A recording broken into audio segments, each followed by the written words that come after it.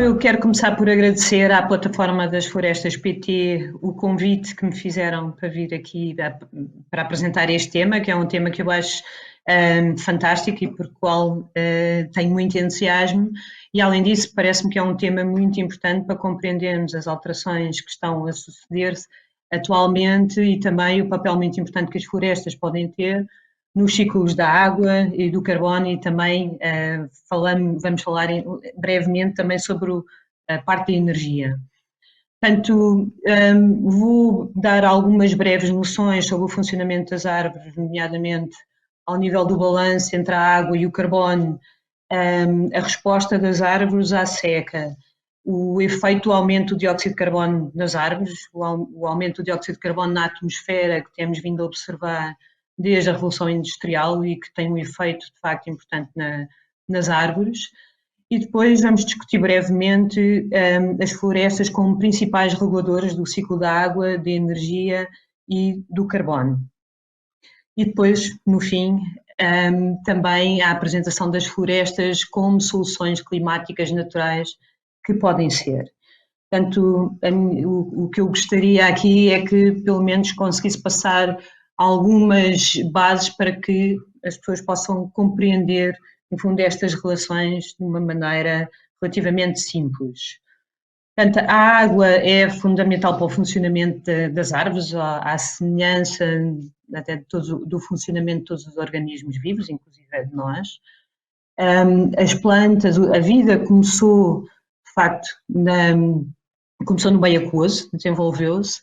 As plantas passaram do meio aquático para o meio terrestre, onde encontraram desafios muito importantes, porque desenvolveram todos os seus processos, a fotossíntese, todos os processos metabólicos foram desenvolvidos num meio em que a água era muito abundante. Quando passam para o meio terrestre, é um meio que é seco, a água não está em todo o lado à volta das plantas e, portanto, tiveram que desenvolver estratégias e adaptação para poderem, no fundo, funcionarem desta forma com este recurso que é tão importante para elas, a água, e que é escasso no meio terrestre. Portanto, esta relação da água e das plantas, das árvores em particular, é muito clara, nomeadamente porque grande parte da produtividade da terra depende, de facto, da disponibilidade em água. Isso vê-se neste gráfico que eu vos mostro aqui, em que temos a produtividade é a capacidade, é a taxa de produção do que nós chamamos a biomassa, portanto é a massa viva, são as folhas, são os troncos, são os ramos, e como é que esta depende da água, e vemos que há uma dependência muito direta, portanto da quantidade aqui de chuva que cai, da precipitação que cai num ano, e que só para quantidades muito elevadas de água, aqui a precipitação anual está expressa em metros, portanto 1 metro por ano corresponde a uma chuva de 1000 milímetros. Em Portugal são poucas as zonas em que chovem 1000 milímetros, por exemplo, só no Jerez ou em zonas da Serra da Estrela, por exemplo, e essa dependência é de facto muito estreita, portanto esta produtividade, esta capacidade de produzir biomassa aumenta com o aumento da disponibilidade em água. Só para ecossistemas em que a água é muito abundante, como por exemplo as florestas tropicais úmidas, aí a água não é tão importante porque é muito abundante e há outros recursos, portanto há outros fatores que vão determinar esta produtividade, como por exemplo a luz. Há muita vegetação e as plantas têm que competir entre si para conseguirem chegar à luz, e aí sim já há uma dependência maior da luz e não da água.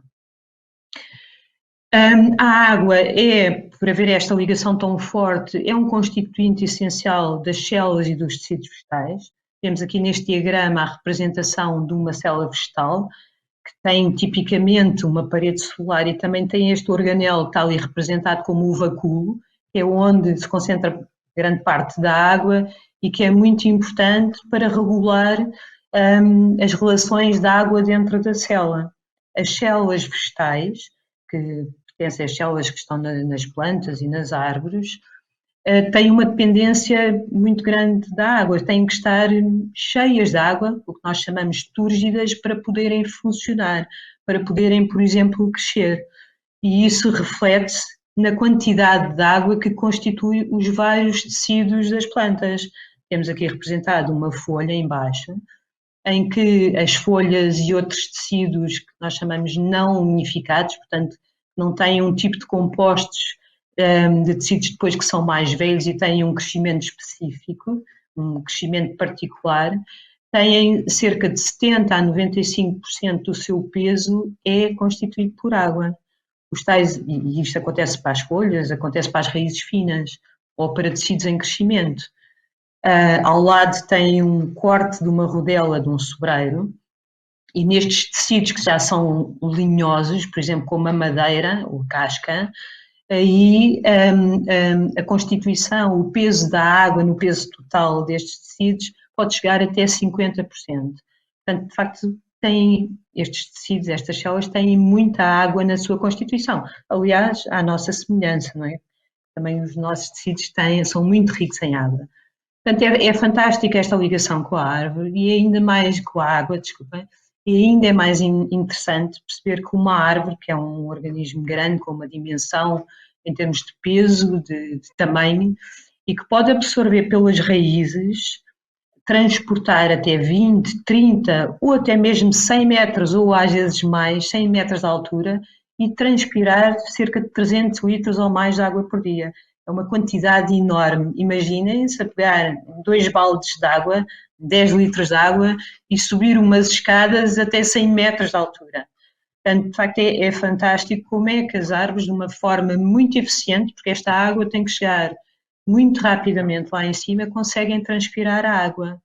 E esta transpiração, o que é que é? Esta transpiração é a perda de água por evaporação, mas através das folhas. As folhas têm uns poros microscópicos, que são rodeados por 2 células especiais, que são chamadas células guarda, e que, quando estão abertos, permitem que saia vapor de água. Portanto, a água chega às folhas como líquido, mas depois é evaporada para a atmosfera, que é um meio muito mais seco que aquele que se encontra dentro das folhas. Portanto, além disso, com esta fotografia vê-se claramente, isto é uma sequoia, as sequoias podem chegar a alturas enormes, dos tais 100, 115 metros. Têm a copa, põem a copa é o conjunto de folhas, está lá em cima, que é o que acontece em todas as árvores, é uma das vantagens desta forma de vida que é as árvores. Com isto elas conseguem ter acesso a mais luz em relação, por exemplo, às ervas que estão cá em baixo, portanto elas são boas competidoras, evoluíram neste sentido, também conseguem fugir dos animais que comem a parte verde das árvores, que é a parte mais apetecível, portanto as folhas, portanto põe as folhas lá em cima. As folhas têm um papel muito importante, porque além desta transpiração é onde também se dá a fotossíntese. A fotossíntese faz com que estas folhas sejam a maquinaria ativa de produção das árvores. Portanto, vamos falar um bocadinho mais disto agora à frente. Vamos pensar então, as árvores absorvem esta quantidade enorme de água, mas porquê? Porque é que elas precisam de tanta água? É para a fotossíntese? E não, nós vemos aqui que para a fotossíntese e para outros processos metabólicos, sim, elas precisam de água, mas do total desta água que elas transportam, só cerca de 1% é utilizada na fotossíntese e noutros processos metabólicos. Será para o crescimento? Não, são só 2%, cerca de 2% são utilizados para o crescimento.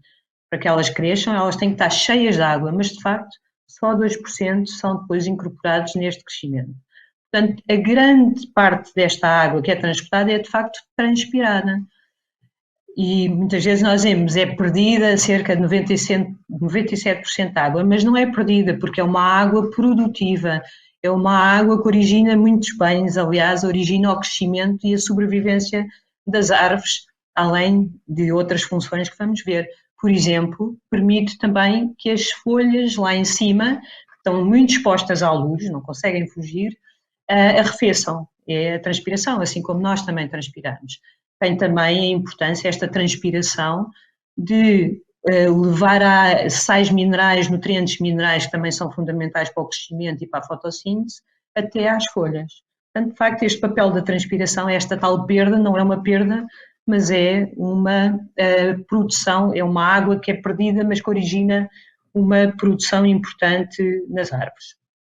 Portanto, vamos agora aprofundar um bocadinho e vamos ver quais a gênese do balanço entre a água, entre o ciclo da água e o ciclo de carbono. A água está ligada à transpiração, o ciclo de carbono está ligado, o seu início é através da fotossíntese. Se lembrarem, a fotossíntese é um processo muito importante, é um dos processos também fantásticos na natureza, é a entrada de energia em todo o sistema, também para nós é a entrada de energia, a fotossíntese inicia todo o processo de entrada de energia em todo o sistema, inclusive, em última análise, nós também a consumimos, tanto diretamente como indiretamente através dos animais. E na fotossíntese há a transformação da energia da luz em energia química. Portanto, as plantas, através das suas folhas, têm essa capacidade de usar a luz, precisam também do dióxido de carbono, e por isso a ligação ao ciclo de carbono, e precisam de água.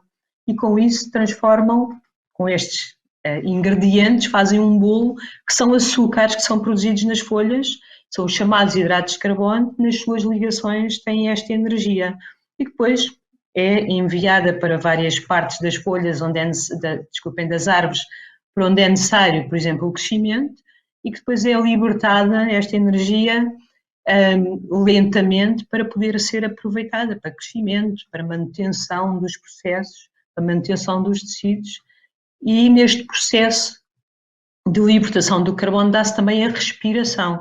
Também é importante para o ciclo de carbono, porque em vez de haver o consumo do dióxido de carbono, há a libertação do dióxido de carbono, exatamente como nós fazemos quando respiramos. Mas vamos então ver onde é que isto tudo começa e porque é que é tão importante. Portanto, este balanço entre a água e o carbono, que se começa ao nível da folha, é fundamental porque todas as plantas terrestres necessitam de absorver este dióxido de carbono que retiram à atmosfera para a fotossíntese. Mas, simultaneamente, isto é feito através dos tais estomas, tais poros microscópicos de que vos falei há pouco. Quando os abrem e entra o dióxido de carbono necessário para a fotossíntese, inevitavelmente há perdas de água através da evaporação, através da transpiração.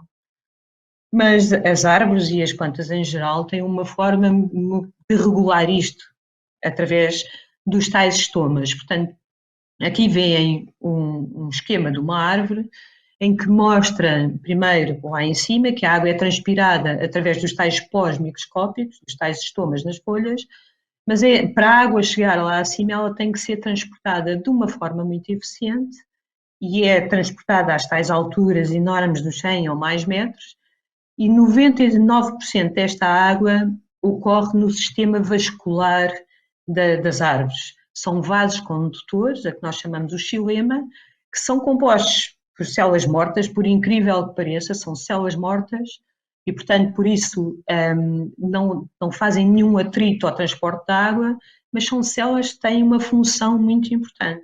E vem ao lado um esquema de uma representação de um vaso condutor, que tem algumas separações entre os elementos dos vasos que ajudam também à segurança no transporte de água. Portanto, esta água é transportada muito rapidamente, de uma forma muito eficiente, mas tem alguns riscos, porque é o transporte de água do solo até alturas, de facto, a vários metros de altura.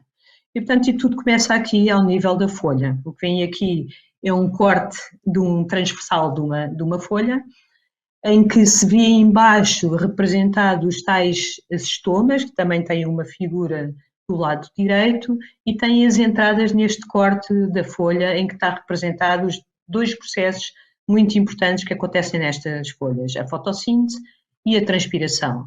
Portanto, na fotossíntese temos uma concentração elevada de dióxido de carbono cá fora, na atmosfera, aliás, que todos os anos aumenta por causa da queima dos combustíveis fósseis, por causa da nossa ação, tem vindo a aumentar esta concentração, e como esta concentração é superior cá fora, o dióxido de carbono entra por difusão, sem ser preciso nenhuma energia, facilmente para dentro da folha, onde vai sendo absorvido nos cloroplastos, que são umas células verdes que vêm aí, as mais verdes, e que onde se dá a fotossíntese, portanto é consumido para produzir os tais açúcares necessários à sobrevivência e ao crescimento das plantas. Do outro lado, vem a representação da transpiração, em que é o contrário, sai água, portanto na fotossíntese entra dióxido de carbono, aqui deste lado sai água, portanto temos uma concentração muito grande de vapor de água naqueles espaços que vêm entre as células, já está sob a forma de vapor de água, e que é uma concentração muito elevada, quando os estomas estão abertos por difusão, portanto facilmente a água, como se fosse ao longo de uma queda de água, por exemplo, a água sai, o vapor de água sai para cá para fora, para uma atmosfera que geralmente é seca. Todas as atmosferas, a atmosfera geralmente tem muito pouca concentração de vapor de água, a não ser num dia completamente coberto e cheio de umidade, mas que são raros.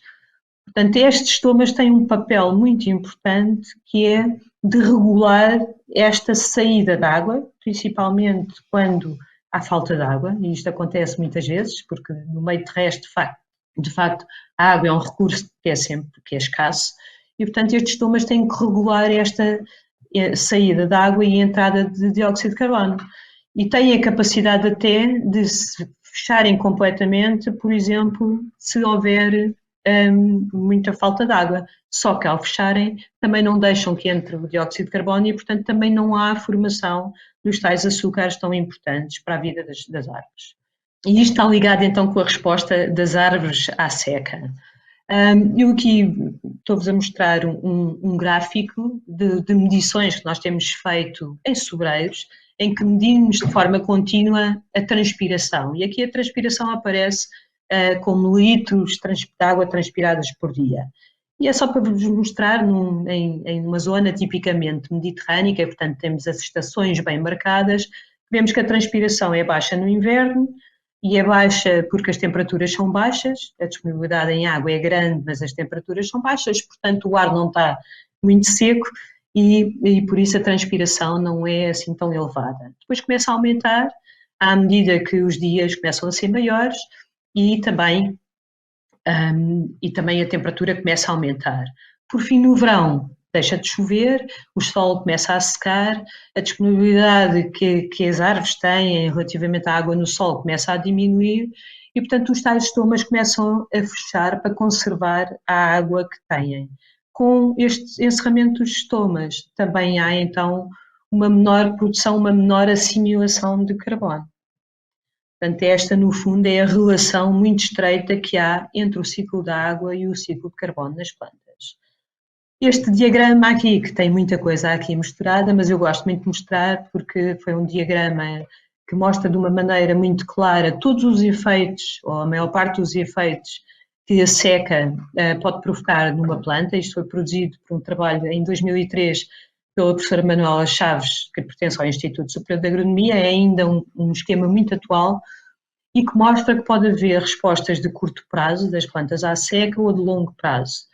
E que, além disso, mostra uma coisa muito importante que podem ver ali no meio, é que geralmente associado ao stress hídrico, portanto à falta de água, temos geralmente condições em que há baixa umidade na atmosfera, as temperaturas geralmente são muito elevadas e a própria luz, a radiação também é muito elevada. E tudo isto são fatores que constituem stress acumulados para as plantas e com as quais elas têm que lidar e que geralmente têm adaptações que fazem com que consigam lidar com estes stresses. O que está a acontecer, por exemplo, fazendo agora a relação com as alterações climáticas, é que muitos destes stresses estão a ser cada vez maiores. E, portanto, temos desafios muito grandes aos quais as plantas e as árvores têm que responder e se adaptar. Mas eu queria só chamar aqui a atenção para algumas destas respostas. Uma das quais já aqui falámos foi, de facto, o fecho dos estomas. E, portanto, têm representados os estomas, portanto, quando há falta de água, quando há estes estresse acumulados, há uma tendência para as árvores fecharem os estomas e conservarem a água. Com isso também não conseguem assimilar tanto carbono. O outro, e que tem aqui representados como os vasos embolizados, é que com a falta de água há alterações ao nível hidráulico de transporte de água nas árvores. O sistema vascular das árvores é um sistema hidráulico fantástico, funciona muito bem, em que a água é evaporada, é tal transpirada ao nível das folhas, e é a luz e a temperatura do sol que faz com que ela seja aí transpirada. E depois e forma o que se chama um gradiente potencial, que é uma energia química, que não vale a pena explicar muito mais agora que isto, mas que é transmitida ao longo de toda a coluna de água, que é uma coluna de água inteira que está neste sistema vascular e que é transmitida até às raízes onde a água é absorvida. Quando há falta de água, esta coluna pode ser interrompida e leva a uma embolia, exatamente como pode acontecer também no nosso sistema vascular. Esta embolia leva, da mesma forma, a uma interrupção do transporte de água. E se isto for em grande quantidade, se expandir por várias partes das árvores, pode originar, em última análise, a morte das árvores. Um dos resultados que podemos ver, e agora aqui do lado esquerdo, por exemplo, e que vem ali em cima, é a inibição do crescimento das folhas. Portanto, esta também é uma resposta desta falta de água, ou até o provocar estas embolias podem acontecer nos pequenos pecíolos das folhas e as folhas até caírem. Aliás, o que tem aqui representado são sobreiros, dos quais eu tirei uma fotografia num ano muito seco, em 2012, e que parecem quase caducifólias. Se olharem a copa, quase que não têm folhas. Este ano tem-se verificado, isso tem sido observado em muitos sítios. Árvores caducifólias e sem serem caducifólias a deixarem cair as folhas precocemente por causa das temperaturas elevadas e também da seca extrema que estamos a viver. Pronto, outras alterações pode ser que tem aqui uma pequena planta em baixo também do lado esquerdo, em que mostra que pode, quando há falta de água e a longo prazo, as plantas e as árvores podem investir mais no desenvolvimento das raízes, que é aquele órgão que vai captar a água, do que, por exemplo, nas folhas, que é o órgão que vai perder água. Mas, mais uma vez, uma planta que tenha mais raízes do que folhas, relativamente a outra, obviamente vai também crescer menos, porque tem menos da tal maquinaria fotossintética. Isto pode ser visto, portanto, todos estes resultados podem ser vistos ao nível do ecossistema. E era isto que eu também queria-vos deixar aqui este apontamento. Há estas torres grandes que vêm aqui, que estão espalhadas, há uma chamada FluxNet, é uma rede de torres que existem em vários ecossistemas do mundo. Tem aqui o mapa do mundo com vários pontinhos que corresponde a cada uma destas torres, que tem uma série de equipamento muito preciso que se localiza acima por exemplo, das florestas ou de uma pastagem e que faz medições muito precisas, chama-se covariâncias dos fluxos turbulentos, que faz medições muito precisas do que está a acontecer em termos de libertação, de movimento do dióxido de carbono, mas também do vapor de água e também de energia.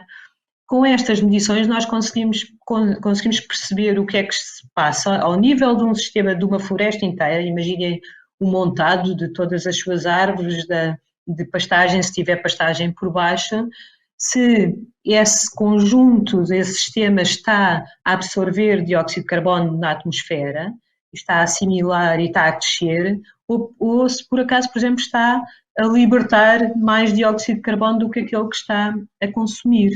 E é isso que vemos aqui neste gráfico, medições que foram feitas em Portugal em 4 anos, em eucaliptal, em montado de azinho e depois só durante 2 anos numa pastagem.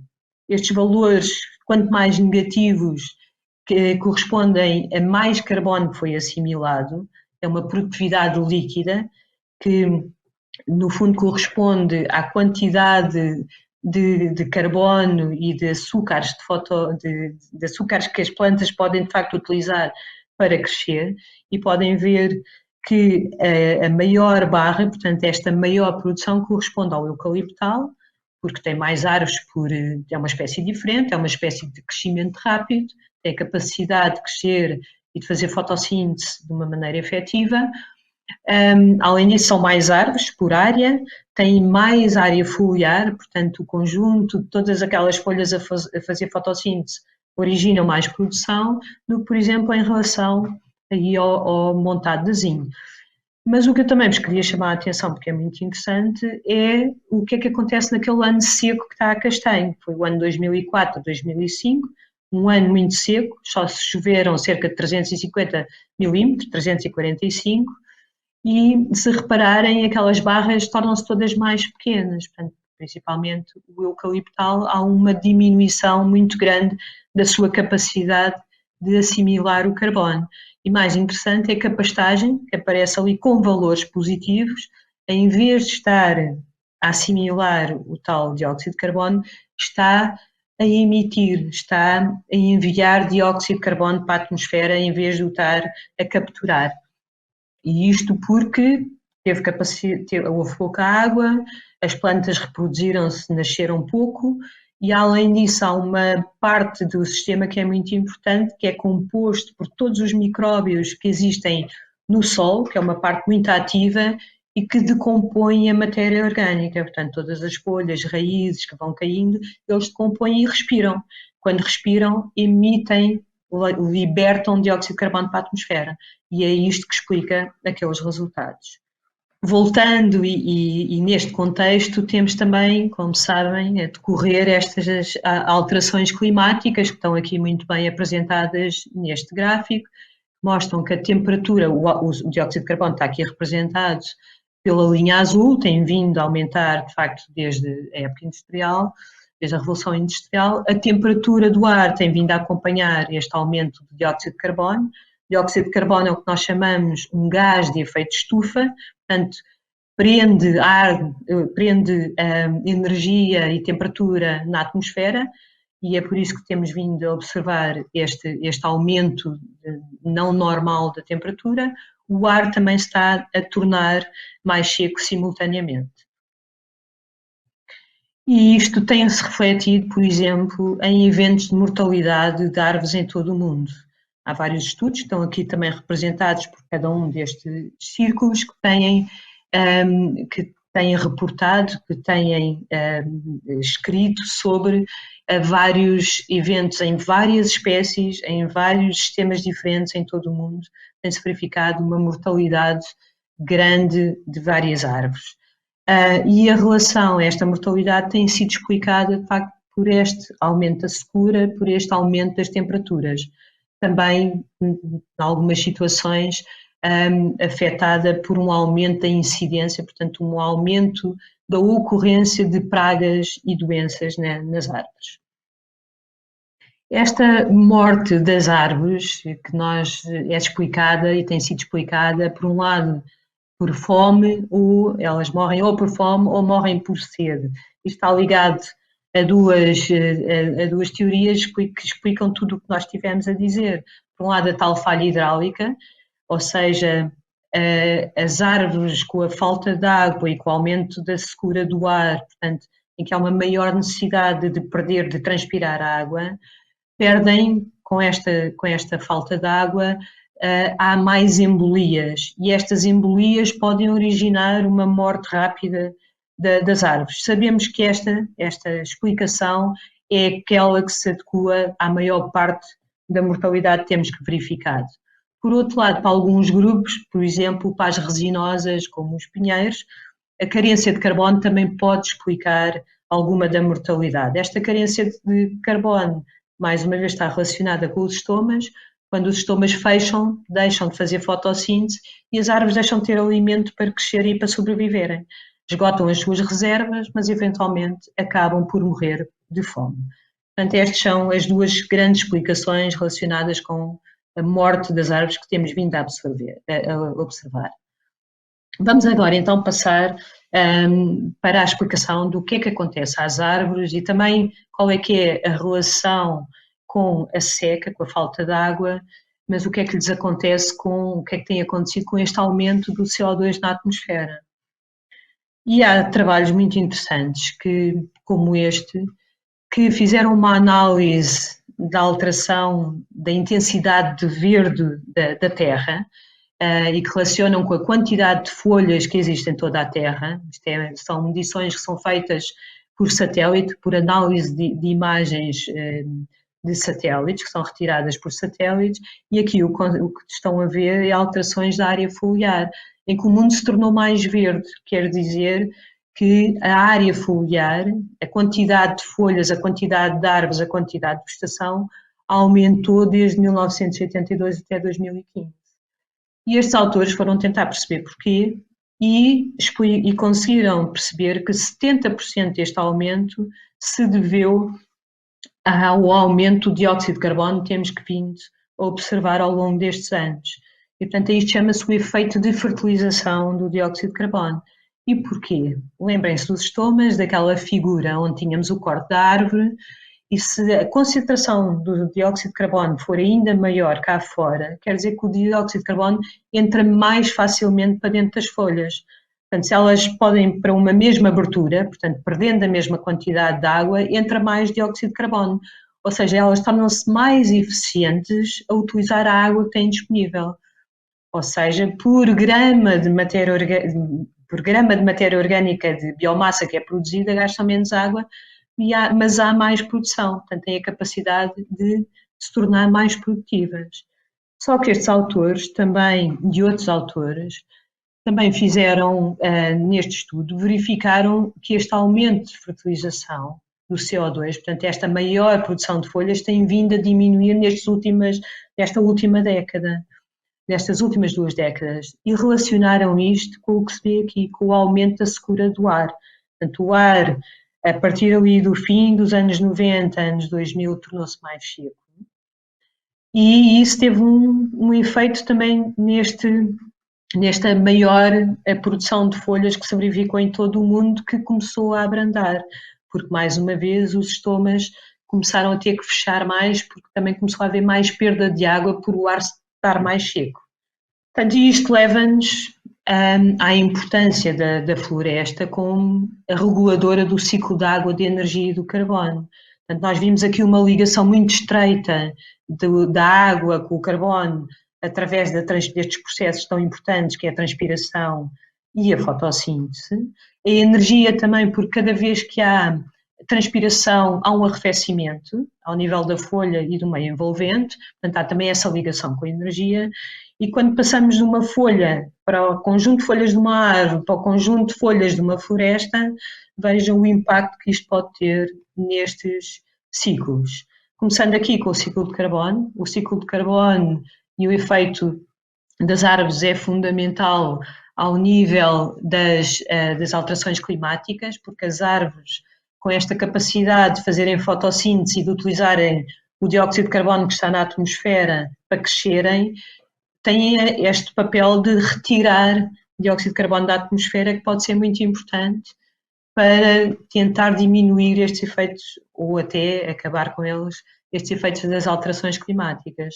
Portanto, o carbono entra nos ecossistemas através da fotossíntese, também vimos que há perdas por respiração e também depois há perdas por perturbações, como por exemplo os fogos, não é? Que são perturbações que temos infelizmente vindo a ver, e este ano também, que originam a queima da biomassa e originam uma grande perda de carbono. As florestas têm 2 papéis muito importantes, que é, por um lado, este sequestro, esta capacidade de absorver, por outro lado, é o armazenamento.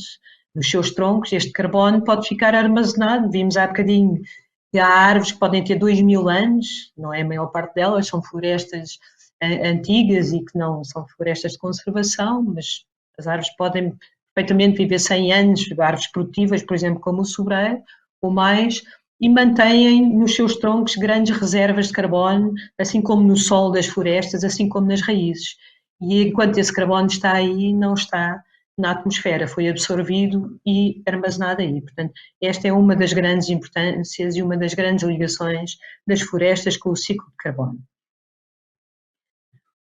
Além disso, há também importância no ciclo da água, e este gráfico pode parecer, este esquema, um bocadinho complicado, mas mostra, se virem em baixo temos a cobertura florestal, o que é que acontece a várias componentes do ciclo da água na floresta. por exemplo, a transpiração, mas a infiltração da água no solo, a evaporação direta da água do solo, quando temos uma zona quase sem árvores, que é o que está do vosso lado esquerdo, e depois em duas situações em que aumenta a quantidade de árvores, a quantidade de folhas numa floresta. E o que é que acontece? A transpiração, como vimos, aumenta, não é? Porque há mais água que é absorvida pelas raízes e que é transpirada através das raízes. Isto é muito importante, porque as florestas têm um papel fundamental em utilizar, pegar nesta água doce, que é a água doce que corresponde apenas a 3% da água total que temos na Terra, portanto é um recurso mais do que escasso, e esta transpiração funciona como um motor biológico da ativação do ciclo da água, porque pega na água que está no solo e evapora, emite-a como vapor de água para a atmosfera.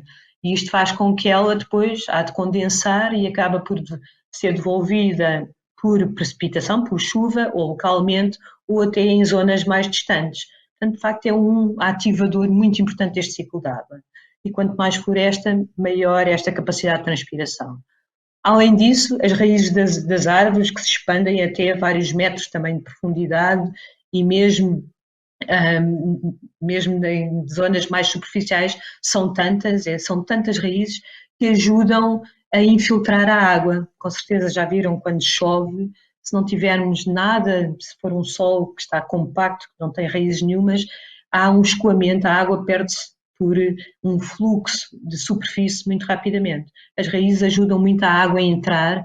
Esta água é muito importante porque vai fazer a recarga dos lençóis de água e também até de aquíferos, portanto, origina a acumulação e armazenamento de água, e não se perde, por exemplo, pelo escoamento, a tal água que nós vemos a ser arrastada pela gravidade na superfície da Terra e que acaba por ser perdida porque não infiltra.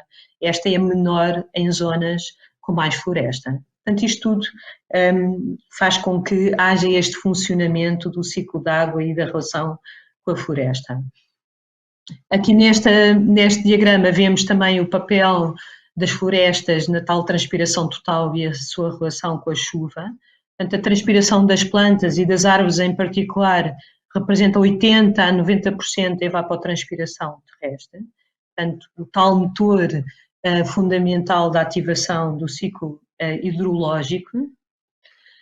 E por fim temos aqui também a relação entre esta água doce e depois a água verde e a água do oceano, em que mais uma vez está aqui expresso a reciclagem da precipitação à escala regional e continental. Eu não me canso de dizer isto porque nós conhecemos muito bem o papel da floresta nesta capacidade de sequestro de carbono e armazenamento de carbono, mas tão ou mais importante, e também muito relacionado com as alterações climáticas, porque estamos a ter um tempo cada vez mais seco e com menos água doce disponível, é este papel que as florestas têm no ciclo da água, que é muito importante. É este tal motor biológico, esta tal reciclagem da precipitação à escala regional, local e continental. Portanto, ativa esta umidade e bioprecipitação, origina o transporte da umidade atmosférica, interseção, por exemplo, de nevoeiro. Quando há nevoeiro, ele deposita-se nas folhas que acabam por gotejar e, mais uma vez, origina a entrada de água nas florestas. Portanto, e também pelo arrefecimento, há também um efeito direto na temperatura local onde as florestas se encontram. Claro que depois há outros lados desta moeda, por exemplo, a própria cor das florestas, o que nós chamamos o albedo, também pode ter um efeito importante no aquecimento ou arrefecimento, mas isso dá tema para outra conversa. Portanto, aqui queria deixar estas mensagens.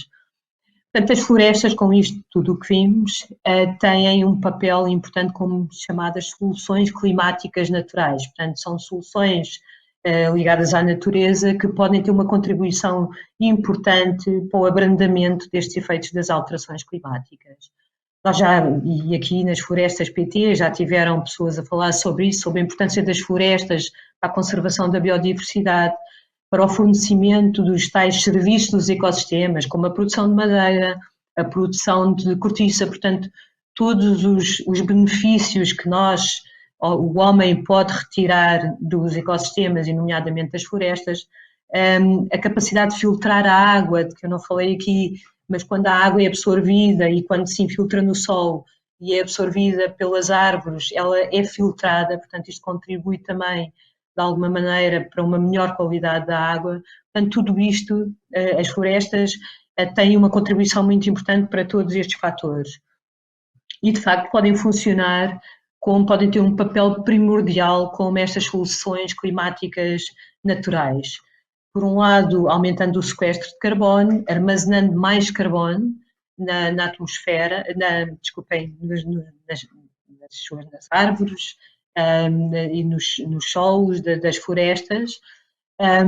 E isto é feito, por um lado, por exemplo, diminuindo a emissão do CO2 para a atmosfera, por exemplo, gerindo as florestas de maneira a que elas ardam menos, cortando menos florestas, por exemplo, na Amazónia, florestas que nós consideramos que são importantes para a conservação, o que não quer dizer que não se usem as florestas, pelo contrário, se nós tivermos florestas de produção, que também conservam simultaneamente, mas podemos conservar outras florestas que têm um papel, que são florestas mais maturas e que podem ter um papel muito importante no ciclo de carbono.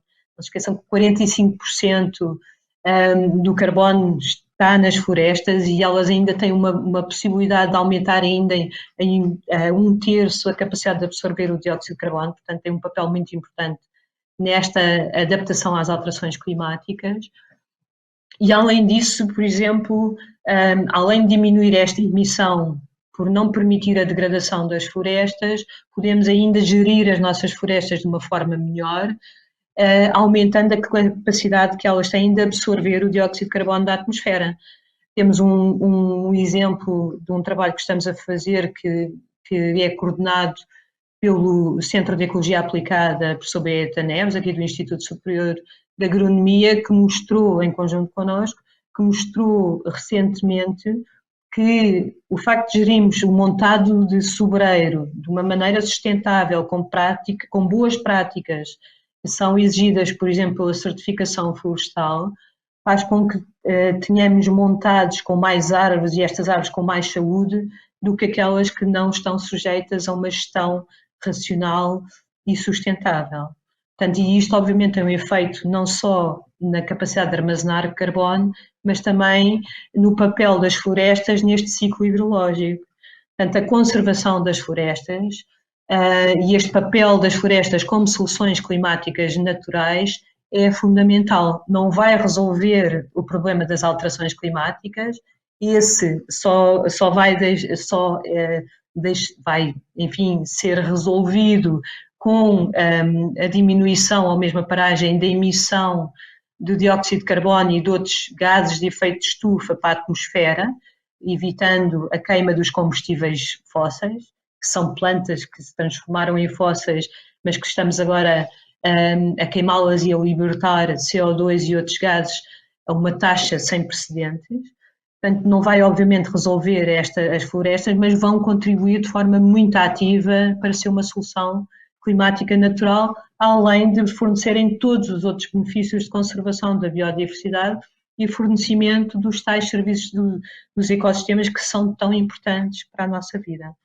Portanto, eu espero que tenha deixado aqui uma mensagem e tenha deixado os conceitos que são importantes e que tenha despertado curiosidade para irem também procurar, e eu fico disponível para isso, para vos dar mais informação exatamente sobre este tema. Muito obrigada por terem estado a assistir a esta apresentação.